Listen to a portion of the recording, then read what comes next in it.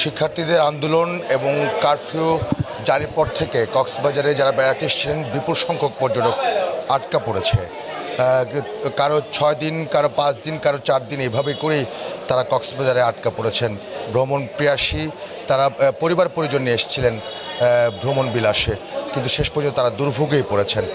তারা টাকা তুলতে পারছেন না, বুথ বন্ধ, তারা বিকাশে টাকা পাচ্ছেন না এবং তারা কোনো মাধ্যম দিয়ে কিন্তু আসলে টাকা পয়সা পাচ্ছে না, যার কারণে তাদের যে বাজেট নিয়ে এসেছিলেন সেটা শেষ হয়ে যাওয়াতে তারা নানা ধরনের দুর্ভোগে পড়েছেন।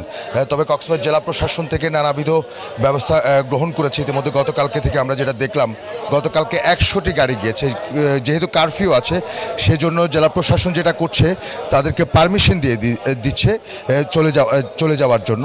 তারা আবেদন করছে এখানে জেলা প্রশাসনে, তারপরে সে আবেদনের পরিপ্রেক্ষিতে তারা তাদের নিজ উদ্যোগে মানে কক্সবাজার পর্যটন শহর ছাড়তে পারছেন, গন্তব্যে যেতে পারছেন। এবং আজকেও আমরা যারা পর্যটক দেখছেন তারা প্রত্যেকেই কিন্তু আটকা পড়া পর্যটক এবং তারা জেলা প্রশাসনের কাছে এসছেন, তারা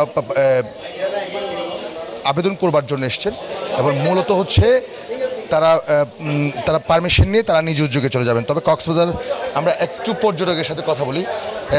আপু, কতদিন ধরে আটকে আছেন? আমরা 17 তারিখ থেকে আজকে পর্যন্ত আটকা পড়ে আছি। সো আমাদের আসলে 2 দিনের ট্যুর ছিল, আমাদের অফিসিয়াল ট্যুর অলমোস্ট 50 জনের। সো আমরা এসে এখানে 2 দিনের ট্যুরের জন্য এসে এখানে এভাবে যানবাহন আসলে বন্ধ হয়ে যাবে বা কারফিউ দিয়ে দেবে, এটার জন্য আমরা মোটেও প্রিপেয়ার ছিলাম না। সো আমরা যেটা প্রবলেম ফেস করছি যে আমাদের জিনিসপত্র বলেন, টাকা পয়সা বলেন, সবই লিমিটেড নিয়ে এসেছি। এখন আমরা ক্যাশ আউটও করতে পারছি না, না নগদ, না বিকাশ, না এটিএম, কোনো কিছু থেকেই করতে পারছি না, আর না যেতে পারছি। সো ফ্যামিলিও টেনশন করছে, আমরাও এখানে একটা অনিশ্চয়তার মধ্যে আছি, কবে যেতে পারবো বা যেতে পারবো কি পারবো না, অথবা যেতে পারলেও রাস্তায় কি সিচুয়েশন, এই জিনিসগুলো নিয়ে আসলে খুব ইনসিকিউরিটিতে আছে।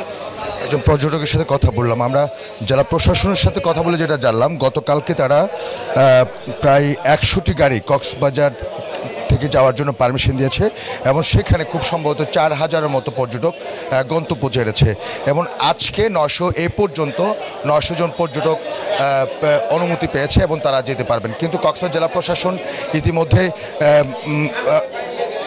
সিদ্ধান্ত নিতে যাচ্ছে যে আগামীকালকে থেকে যারা পর্যটক আছেন তাদেরকে অনুমতি দেওয়ার পাশাপাশি তাদেরকে হচ্ছে প্রোটেকশন দিয়ে, জেলা প্রশাসনের নিরাপত্তা বেষ্টনী দিয়ে সেনাবাহিনী, বিজিবি, কোস্টগার্ড, সেনাবাহিনী, বিজিবি এবং হচ্ছে পুলিশ দিয়ে তাদেরকে গন্তব্যে পৌঁছাবার একটা ব্যবস্থা ইতিমধ্যে সিদ্ধান্ত গ্রহণ করতে যাচ্ছে। যদি সিদ্ধান্ত হয় তাহলে সেক্ষেত্রে যারা কক্সবাজার প্রায় 20 থেকে 25,000 পর্যটক আটকে আছেন তারা নিরাপদে বাড়িতে ফিরতে পারবেন, তাদের দুর্ভোগের শেষ হতে পারে।